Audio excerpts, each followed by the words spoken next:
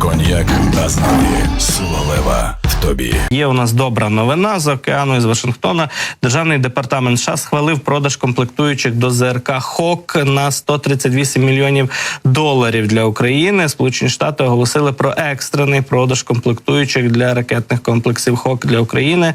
І про це пише Associated Press, посилаючись якраз на офіційні структури, на державний департамент, який дав відповідний дозвіл на продаж цих комплектуючих до цих систем. Україна «Хок» системи використовує активно. Це зенітно-ракетний комплекс середньої дальності, який діє до 40 кілометрів, збиває цілі на такій відстані. І США оголосили, що Україна зараз має термінову потребу в технічній підтримці, аби відремонтувати такі ЗРК, якими вже користуються, і продовжувати збивати ті ж шахеди, ті ж ворожі ракети із подібних комплексів, які суттєво допомагають забезпечувати протиповітряну оборону над Україною. Отже, від департаменту Сполучених Штатів, Державного департаменту, маємо таку заяву, вона зафіксована у відповідному документі, в меморандумі, де описується такий продаж, і пишуть також, що є конкретні корпорації, зокрема RTX Corporation та інші американські,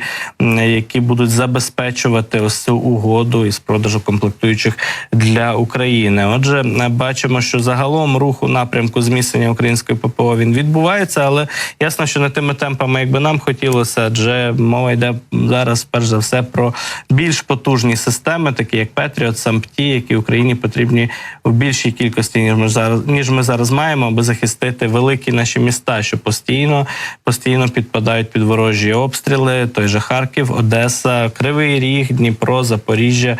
Це ті міста, які зараз найбільш вразливі до ворожих ракет, до іскандерів і так далі. І там потрібно розгорнути відповідні батареї Петріот. Про це, зокрема, говорив і президент Зеленський вже не раз в багатьох інтерв'ю. От найсвіжіше інтерв'ю для німецького Більда, де теж цю тему зачепив глава держави. І є заяви з боку Німеччини від Аннелени Бербок, міністерки закордонних справ, що потрібно поспішити з передачею Петріота для захисту Харкова.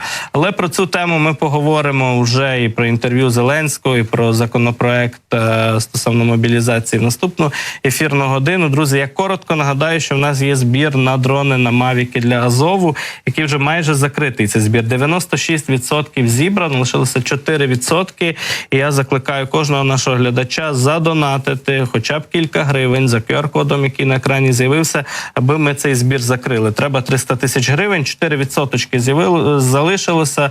Це небагато. Я сподіваюся, що сьогодні ми цей збір для Азову на дрони закриємо.